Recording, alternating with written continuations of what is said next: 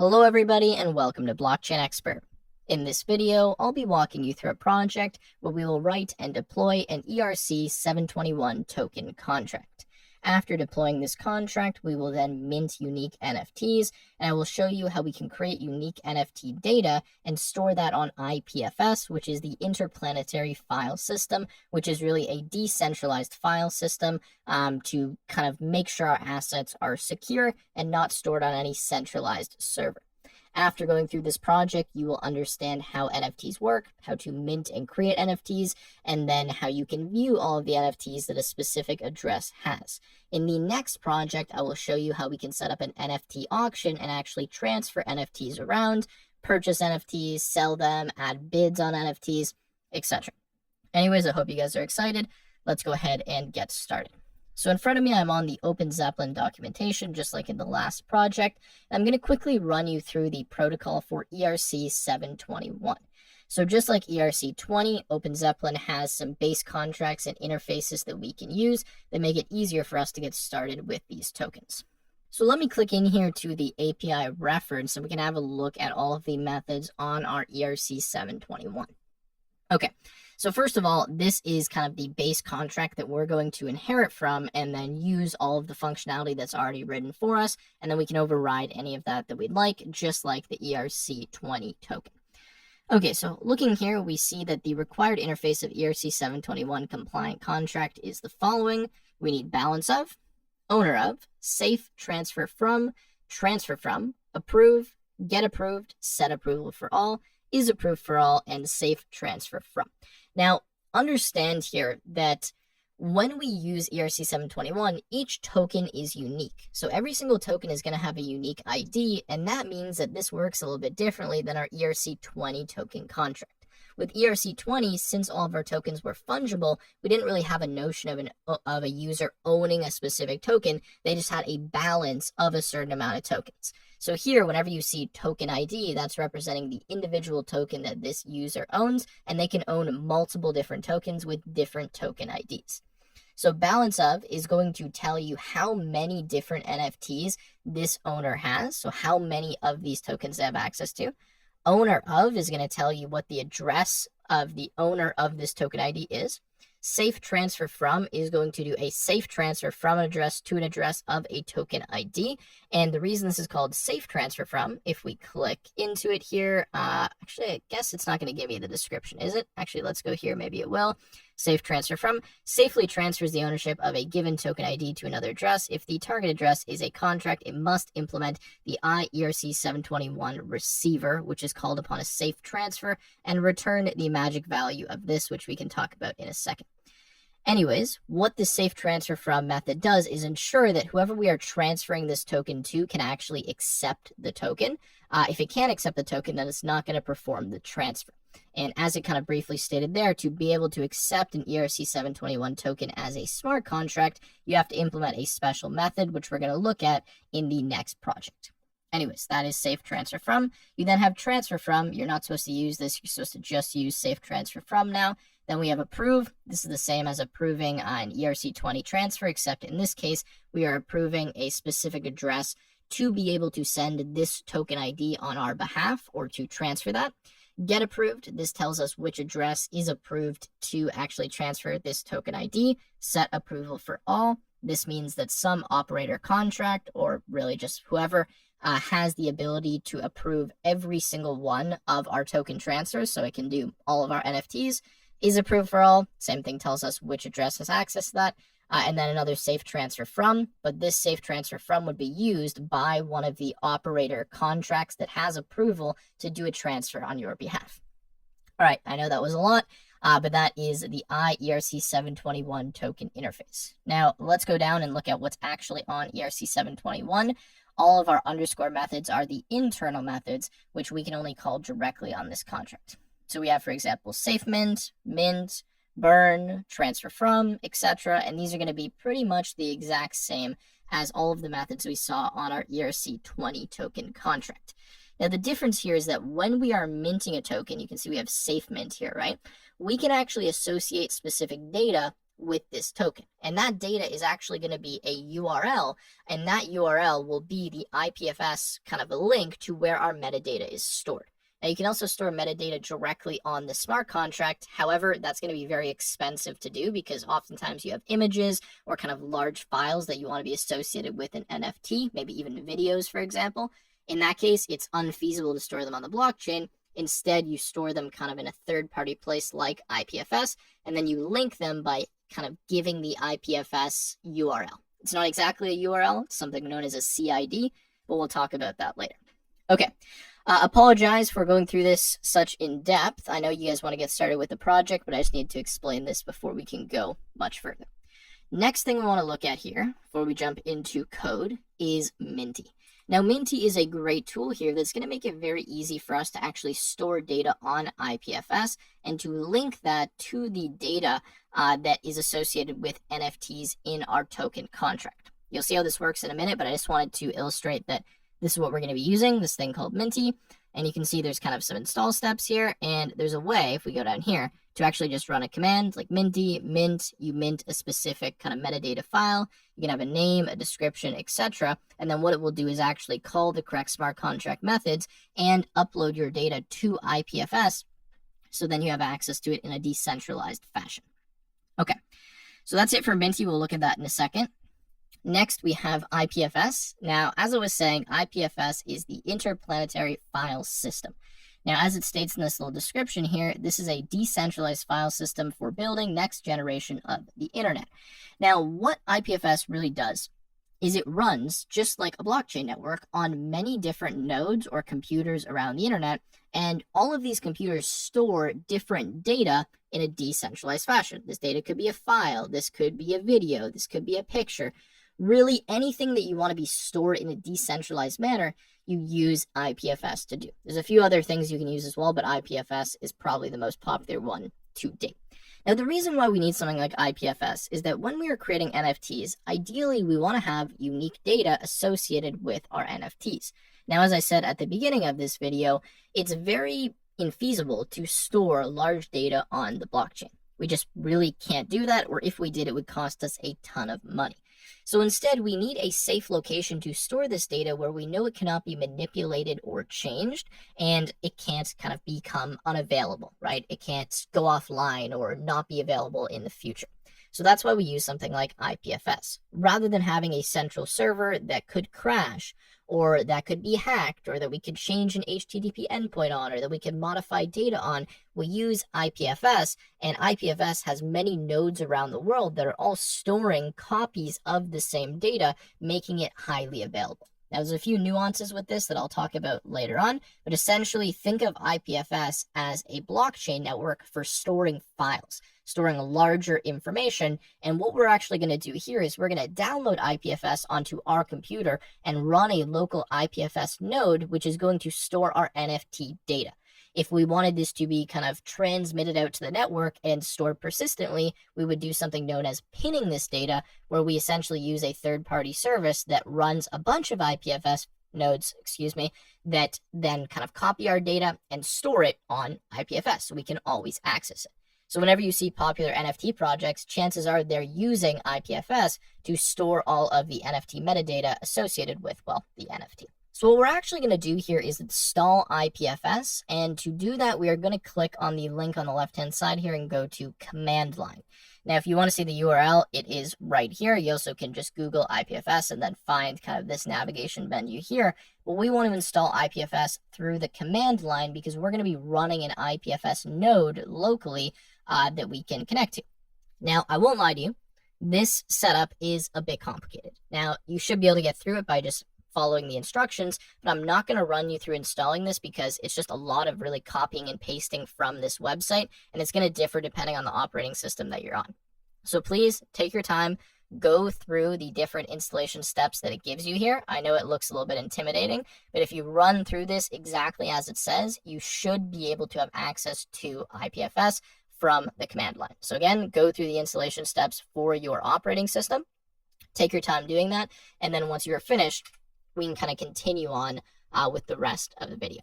All right, so I'm going to close Google Chrome now, and I'm going to go into VS Code and make sure IPFS is installed. Now, if you follow the Windows installation, then you're going to see that you need to use PowerShell from VS Code to access this. So I'm going to change my terminal to be PowerShell by clicking on this little down arrow and going to PowerShell. And I'm going to type IPFS -- version like this. Okay, so that should work, and the reason that should work is you're saving a PowerShell profile that should be automatically loaded for you every single time you open up PowerShell. So just make sure you're using PowerShell and not command prompt, otherwise you're going to get an error. You can see if I go here and try to use IPFS, it says command not found, but in PowerShell it works. Okay, so now that we have that installed, what we actually want to do is we want to clone the Minty repository, and that's where we're kind of going to be working for creating our NFT contract. So let me go back here to Minty. Now, this URL you can see is github.com / whatever this username is / minty.git. Now, if you don't want to actually clone this, you can just download the code from GitHub. I'll already have this cloned for you, and you can kind of delete the contracts and work on them from scratch if you want to. Or additionally, you can pause the video, write this out, and clone this repository using Git. So I'm going to assume that you have Git installed. And I'm going to type here git clone, and then I'm going to clone this URL for the Minty repository. Okay, so now I have this Minty directory open, and this is what we're going to be using kind of for the rest of this video for our project setup. So quickly, let's just have a look inside of Minty. I'll zoom in for a second so we can see this a bit easier. Notice that we have a hardhat.config.js file, and what this actually tells us immediately is that we are using Hardhat for this project. So just keep that in mind. This is a Hardhat project, which we already know how to work with. So when we want to, say, deploy the contract or run our node, we're going to be using those Hardhat commands that we've seen previously. Okay, so what we're going to do now is we're going to cd into this Minty directory, and we're going to install all of the dependencies that we need. So we're going to start by typing npm link. This is just a command that we need to do to link some of our packages. We're then going to type npm install, and this is going to install all of the dependencies for this project, so I'll be back once that is finished.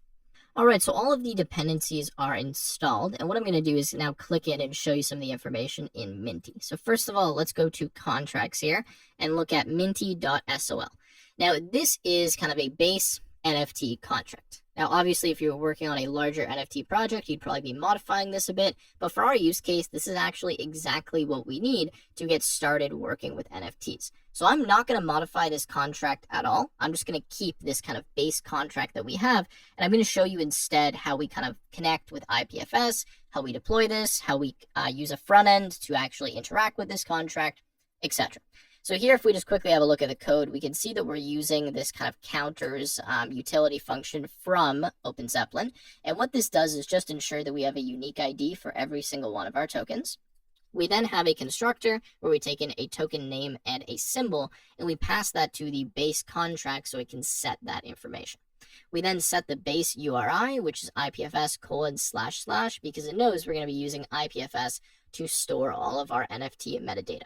We then have a mint token function, and notice here that this mint token function doesn't have any access controls. So anyone is able to call this function right now because it's public. We'll leave it like this for now, just for this project, but later on you would probably want to add access controls here and require that maybe only the owner is able to do this, etc., right? Now, when we are minting token, we can see it says address owner and then the metadata URI. So the owner is who we want to give this token to. And we call safe mint and then set token URI to do this. Okay, so that's really it for this contract. Feel free to look through it more if you want, but I'm not going to get into that anymore. Let's quickly go into SRC. So inside of SRC, let me zoom out now, we have a deploy script. Now this deploy script is already written for us, and again, we don't need to do anything here. We should be familiar with how this works from the previous projects, but this will automatically deploy our Minty token contract for us, and it's going to do a few other things like saving deployment info, like we did in the previous projects, validating deployment info, all of this kind of stuff. Okay, we then have index.js, containing some kind of command line functions and tools that we can use, which we will actually be using shortly. And then here we have Minty.js. Now inside of Minty.js, this is the Minty class that is used by our command line tools to actually be deploying, adding stuff to IPFS, etc. Again, don't really need to understand this or walk through it, Just wanted to show you what exists here. All right, now continuing here, we have a test file. Now, we don't really need this test file, and in fact, this is actually not a valid test for this project. I don't know why they even have this here. So I'm actually going to delete this test directory because we no longer need this. Okay, there we go. That is a basic walkthrough of Minty. Now, we'll use Minty just to kind of fast track us here for our project. And actually, let me show you how we get started with this. So the first thing I want to do here is actually grab some data that I want to associate with an NFT. Now, you can make this data anything you want. It could be a JSON file, a text file, a video. It doesn't matter.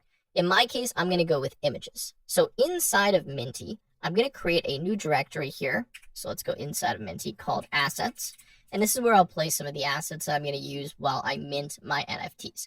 So I'm just going to grab a few images from Google Images, and then I'll be right back. All right, so as you can see here, I have a few assets. I have bear.jpg and tiger.jpg, and this is what I'll use as my NFT assets. Again, use whatever you'd like.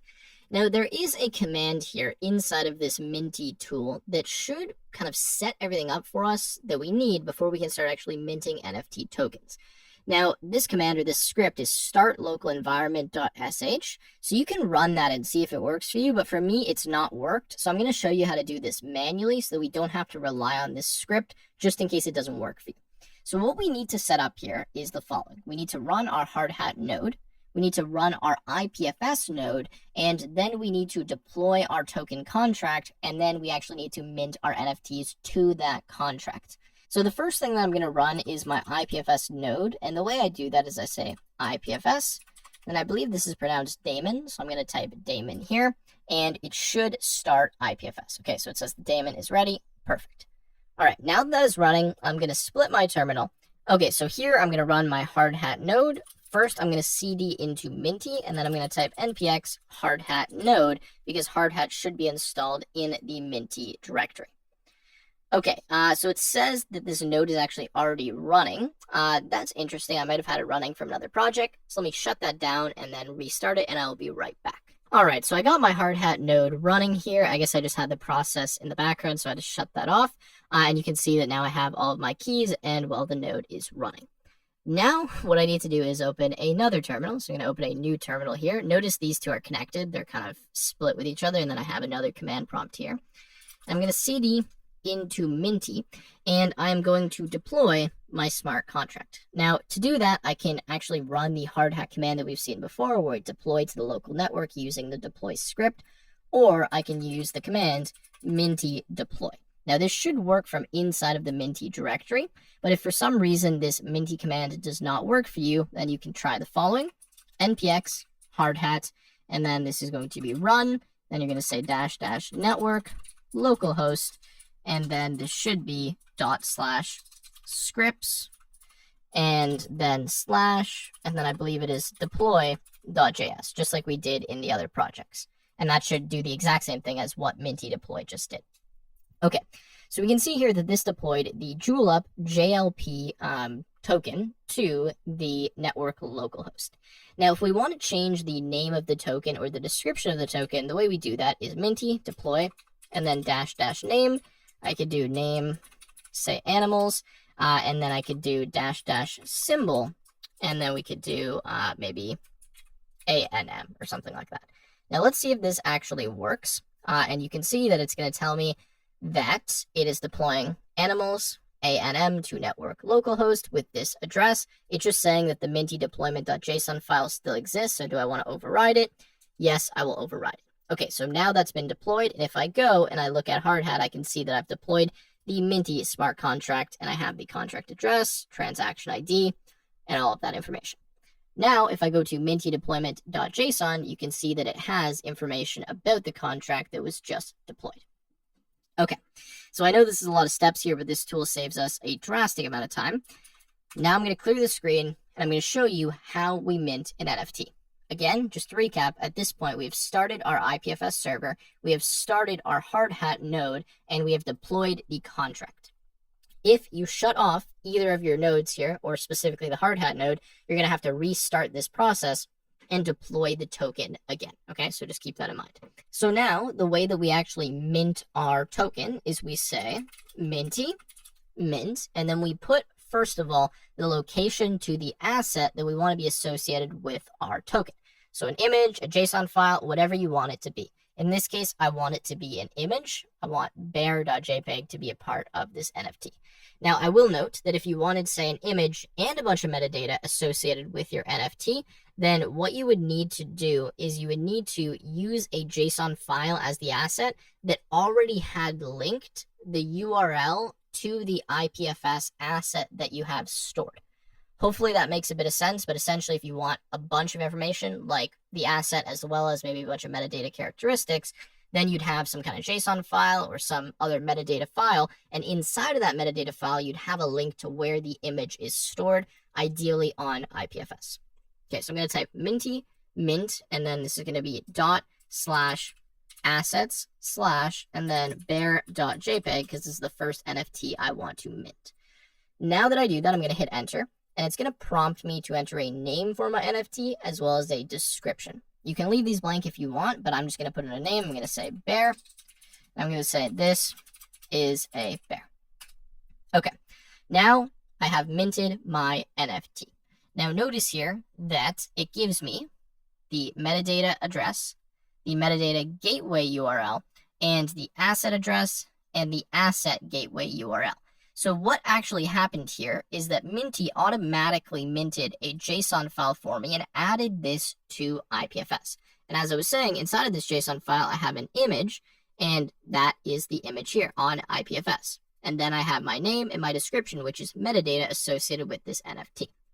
So what I was saying is to do something along those lines. Now, Minty automatically does this for you, but it only includes the name and the description. So if you wanted to, you could go into index.js and you could modify this here so that you ask for more than just a name and a description. And then when you actually create the NFT, which you would do with this line right here, where you kind of have to dig into the code, you could add additional metadata information. So now what I'm going to do is I'm going to copy the metadata gateway URL. And notice that this starts with localhost. Now, the reason it starts with localhost is because I've kind of deployed this to IPFS using my IPFS node. Now, what my node is automatically going to do is transmit this out to the network, and any other nodes that would like to can then grab this data and store it on their machine, hence making it decentralized. However, there's nothing to guarantee that they're going to do that, which is what I'll talk to you about in a second. Anyways, for now, I've copied that gateway URL. I'm going to paste that into my browser, and notice that it brings up my metadata. So I have my name, my description, and my image. And then if I copy my image and I paste this here, okay, I have IPFS desktop installed, so it wants me to open that. But if I instead, go back here and copy the asset gateway URL. Okay, let's go back to Chrome and let's paste this in. Then notice that I get my bear image showing up from IPFS.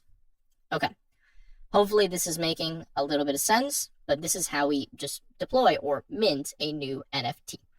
Now, again, what this tool is doing for us is really optimizing this whole process so that we don't have to write all of this code ourselves that deploys this to IPFS. You can read through this code to see exactly how it works. It's actually not that long, but this saves us from having to do all of that. So now, if we go back here, we can see that we had a Minty mint token contract call, and we have minted a token to the address that we called this from, which by default is going to be the first address for our hard hat node.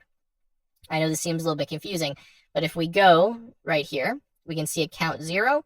This is the account that we would have used to mint this token. So you can see that this was called from, and this is the address of the first account. There is a way to change that, but we don't need to look at that right now. Okay, so we've minted this NFT token. It now exists, and it should just kind of be there, right? Like on our hard hat node. Now what I want to show you is how we see this NFT token from MetaMask and actually view that we have this. All right, so I've opened up MetaMask here, and I'm on the account that was used to mint this token and deploy the contract. So just the first account that's automatically created for you by your hard hat network. Now what I'm going to do is scroll to the assets section here. And actually, let's see, can I make this full screen? I want this to be larger because it's a bit harder to see. Yes, expand view. Okay, this should be better for us to see. All right, great. So assets. So for assets, we're going to go import tokens. And for the contract address, we're going to paste the contract address. It's automatically going to place our symbol for us. Okay, so now that we have this, we're going to put our token decimal at 0. Don't worry about this too much right now. And we're going to hit add custom token. And notice it tells me I have one A&M, so like one animal token. Okay, so I'm going to import that in here. And it's just saying I have one. Now, it's not able to load the image right now, and it's not really showing me like the metadata of this token, but it is telling me, hey, yes, you have one of them. It's getting that balance. All right, so now we can see that it's loaded that I have one A&M. If I click into this, there we go. It shows it to me, but it doesn't say I have any transactions. Now, that's about as much as we're going to get from MetaMask for this specific NFT token contract. All right, so now what I'm going to do is show you how we can write a front end that actually allows us to view all of the NFTs that a specific user has access to. The way we're going to do that is we're going to get out of this MIDI folder. We're going to create a new folder called front end. And like usual, we're going to create our base.html file and our script.js file. So let's go in base HTML. Let's create our template here. I'm just going to call this NFT viewer for now. And let's import the script tag that we need to load ethers.js and connect our script, which is this file right here. Okay, so this is the tag that we need. Again, we've used this in a few projects. I assume you understand how it works now. And now that we have this, let's write just a very, very basic front end that allows us to kind of connect to MetaMask and then view all of the NFTs. So first thing I'll do here is I'll say div, and kind of similar to the last project, I will say class is equal to container. So let's copy that and paste that inside of here. We're going to make another div.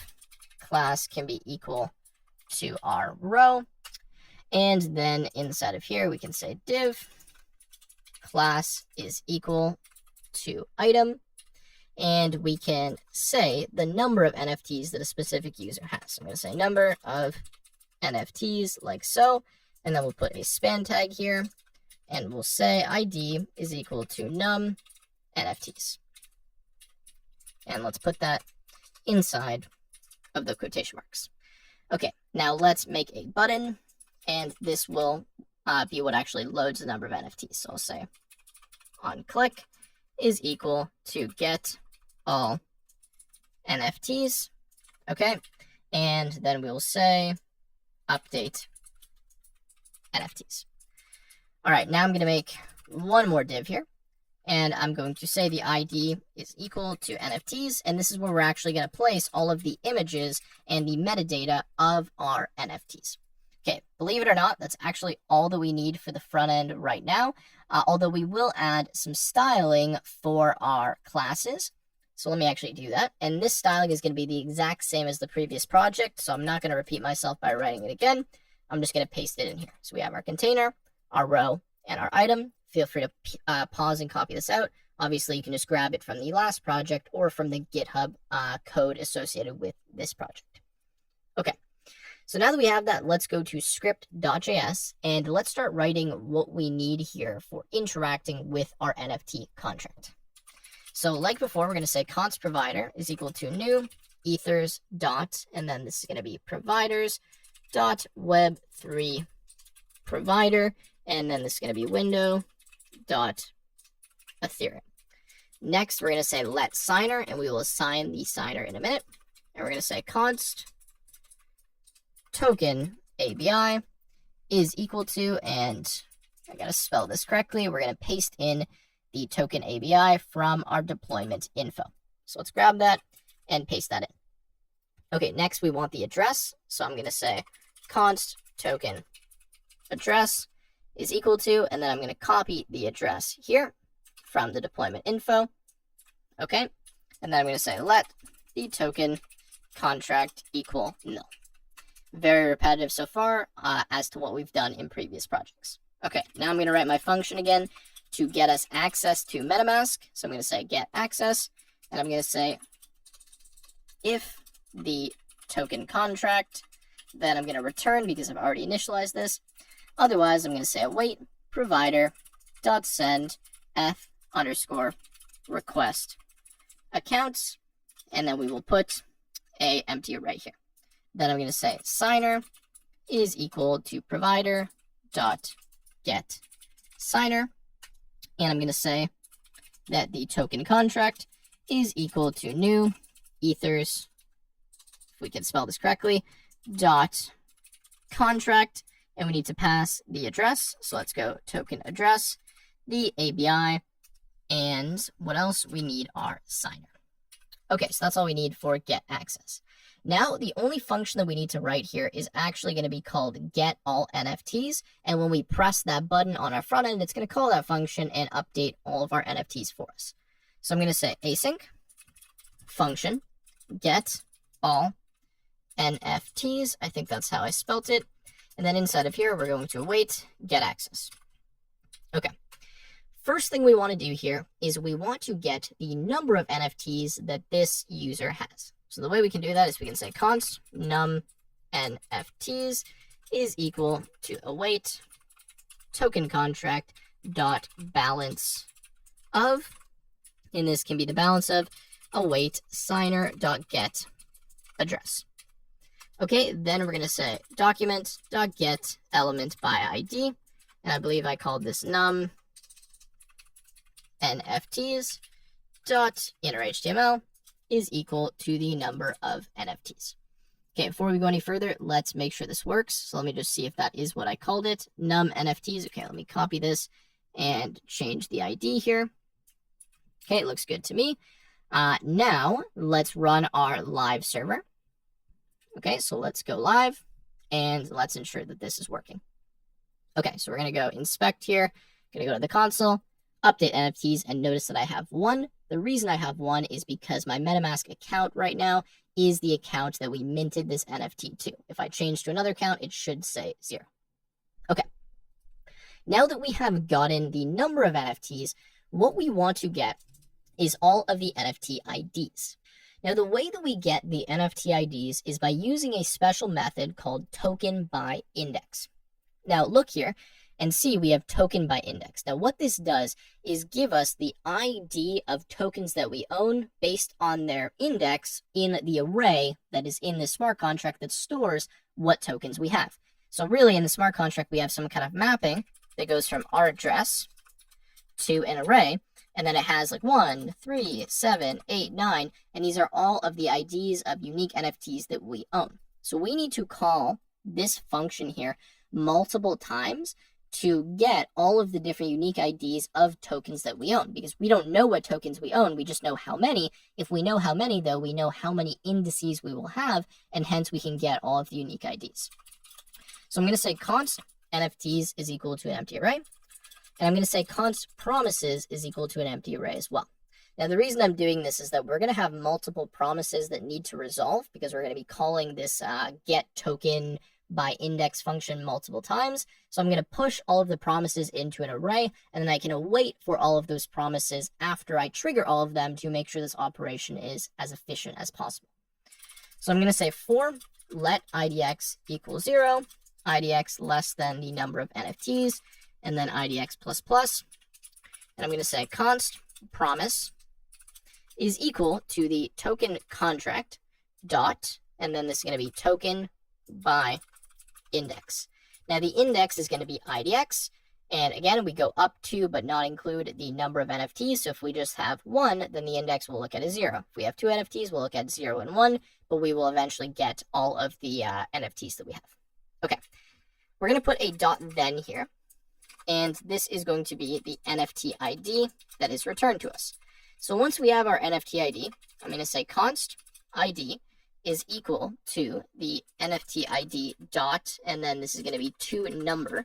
Now, the reason we need to do toNumber is that NFT ID here is going to be the type of big int, this kind of a special value returned to us by ethers, and we need to convert this to a regular JavaScript number, so I use this .toNumber function.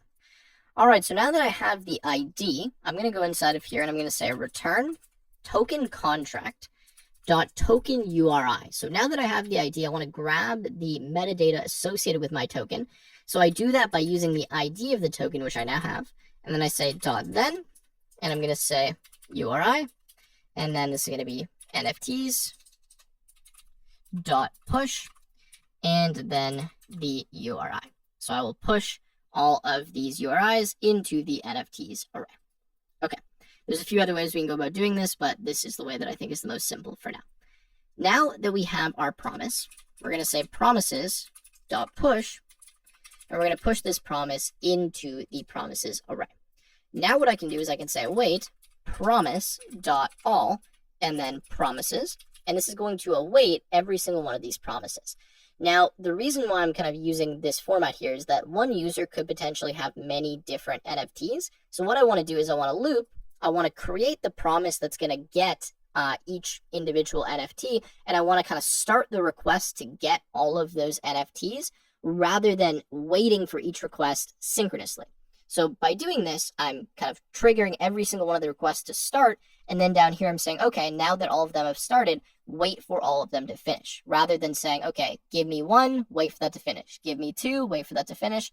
This is just a more efficient way to go about doing it. Okay, so now that I have that, before we get any further, let's console.log our NFTs and just make sure that this is working. Okay, so let's go to here, let's refresh, and let's go update NFTs and see here that it gives me my IPFS URL. Perfect, that's exactly what I was looking for. And if I were to mint another NFT, it should give me the second IPFS URL. Now that we have that URL, we're not quite done because we don't have the metadata. We just have the link to where the metadata is.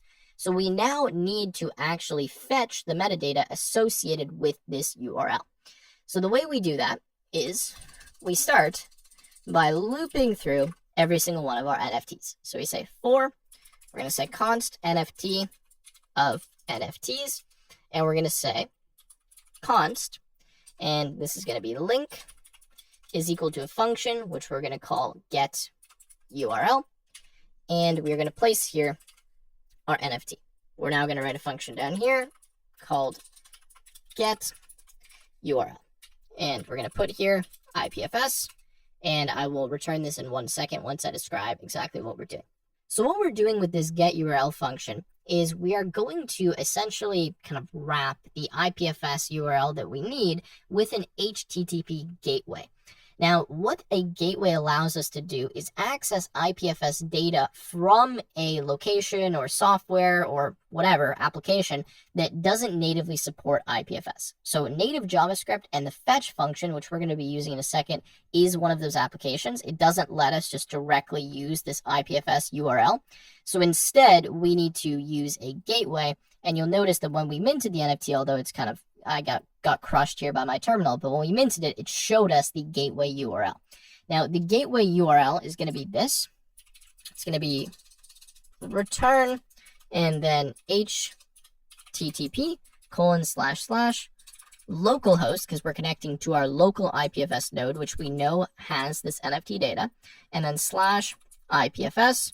Then we're going to say plus IPFS, and then we're going to say .split. We're going to split at the colon. So what I'm trying to do here is get kind of this data. And then we're going to say .slice1.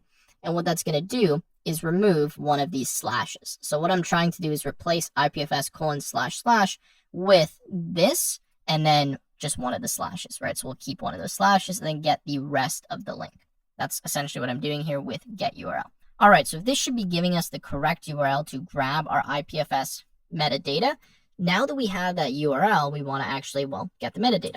So I'm going to say const JSON is equal to, and then this is going to be await fetch, and then our link. Now, actually thinking about it here, we can probably do the same kind of thing with our promises, where what we do is we kind of grab every single one of these URLs that we want, and then we await them all afterwards, rather than doing them one at a time, which is what this await keyword is going to do. So in fact, let's do that. I'm going to actually say let promises, just so I can reassign to this here.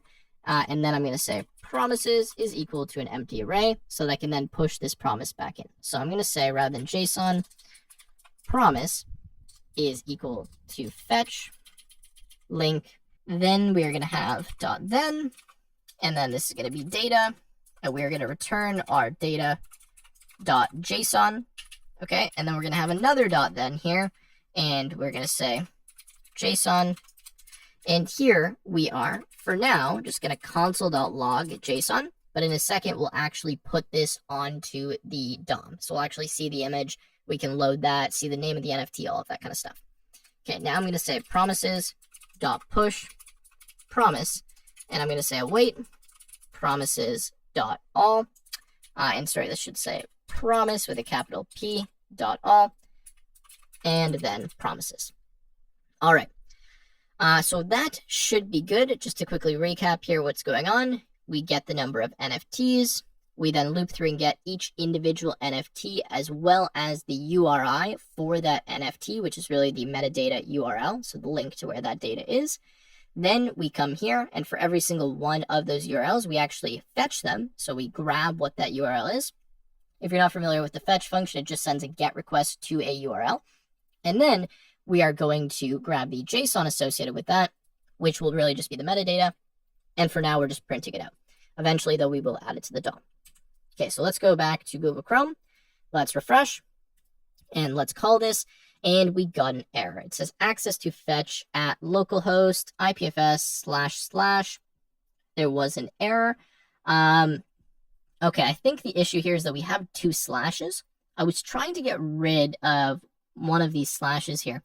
So let me see what this issue is, and I'll be right back. All right, so this is a silly mistake here, but I have IPFS.split, and then what I actually want to do is grab the first index of the split data, and then say .slice. So if we have a look here, right, I'm saying IPFS : // I'm splitting at the colon, and then previously I wasn't actually accessing any index, so I was getting an error.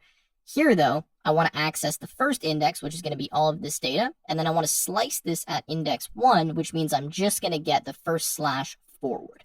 Okay, so I just needed to add that here. So now that we have that, if I go back and I refresh and I rerun, we should see that we get our metadata. And notice we get that. So we have our name, description, and then we get another IPFS URL that is going to contain our image. Okay. So that is all good. Now that we have our metadata, we want to load that metadata and put that onto the DOM. Okay, so let's delete our console.log. And what I'm going to do is create a div where I'm going to place the image as well as the name and the description of our NFT. And then I'm going to push that into the NFTs div that we have in our DOM. So I'm going to say const NFT div is equal to document.create element. I'm going to create a div. I'm then going to say const image is equal to document.create element. And I'm going to create an image or img. I'm then going to say image.source is equal to get URL. And then I'm going to put my json.image, which is my NFT data image. I'm then going to say image.width is equal to 200. Just set this to a static value. And then I'm going to say NFT div dot append child, and I'm going to append the image. So I'm taking this image and putting it inside of this div. Okay, now we want to do the same for our name and description. So I'm going to say const name is equal to document.create, and this is going to be element, and we will create the element p. I'm then going to say const text is equal to document.create text node. And for this, we're going to put our json.name. I'm then going to say name.append my text. I'm going to say NFT div.append child, and I'm going to append the child of my name. Now I'm actually going to copy this, and we're going to do the same for our description. So we're going to say description here. We're going to append the child of description, and we'll just change this to say text2 and json.description. And then we'll append text2. Okay. Lastly, after we've now created our NFT div that has our image, our name, and our description, I now want to place this inside of the div that exists on my, on my DOM. So I'm actually going to go up here, and I'm going to say const div is equal to document.get element by ID, and I believe we called this NFTs, and then I'm going to say div.append child, and I'm going to append the child of NFT div. Okay, So that should be good. I know that was quite a bit of code. Let me get rid of this console and we can kind of go through it. So again, we wait our access. We get our balance of our tokens, so how many NFTs that we have. We loop through here and we get the URI associated with every single NFT. We then go here, and for every single kind of URI that we have, or the data that we want to access, we get the correct URL. We fetch that data. And then once we have the correct data, we create an element and place that onto the DOM that's going to contain our NFT image, name, and description. Let's try this out and see if this works. So I'm going to go refresh, update NFTs, and bear, this is a bear. Now, given I probably could have spaced these out a little bit better, but you can see that this is working and we can display our NFT data. Now, to truly test this out, let's mint another NFT and make sure it updates here on our from it. So let me go back to my terminal. Notice I'm inside of the Minty directory. I'm going to run this Minty command again, except this time, rather than bear, I'm going to do this with tiger.jpg. Okay, enter a name. We're going to say tiger, and a great description of this is a tiger. Okay, now this has been minted. And if I go here and I refresh and I update my NFTs, now I have my two NFTs, my bear and my tiger. There you go. And one last check here. If we go to MetaMask and we have a look at our assets, you can see that it shows I have two animals. Okay. So with that said, that is going to kind of start to wrap up this project. Now, there is a few things I need to talk about with IPFS. So right now, the reason why all of this is working is because we are running a local IPFS node. Now, our local IPFS node, if we go back to it here, you can see is, well, actually it doesn't really say like what's going on in here, but this local node is what is storing all of our kind of NFT data. Now, if I turn this node off, our NFT data potentially could no longer be available. Now, it might be available, it might not, we don't know, and the reason we don't know is because we don't know if the nodes on the on the IPFS network have gotten our data and are storing a copy of that. So the way you solve this problem is you use something known as a pinning service. Now, a pinning service is exactly what it says. It's a service that kind of pins your NFT data onto the IPFS network by running IPFS nodes that contain your data. It will run multiple of them in a decentralized manner, and it just ensures that these are going to exist on the IPFS network pretty much forever. So there is a popular pinning service, I'll load it up here, called Pinita. Now, this is actually free for, I believe, your first gigabyte of data, which is quite a bit. And what you can do if you want to use this pinning service is sign in here. You can kind of read through the instructions. It's very straightforward. And you just submit the data that you want to pin, and then it will make sure that it stays pinned. Straightforward. I'm not going to kind of show you exactly how to do that. Now, one other thing to show you or talk about is this gateway, right? So here we're using our localhost gateway because we know that we have a node running that runs IPFS.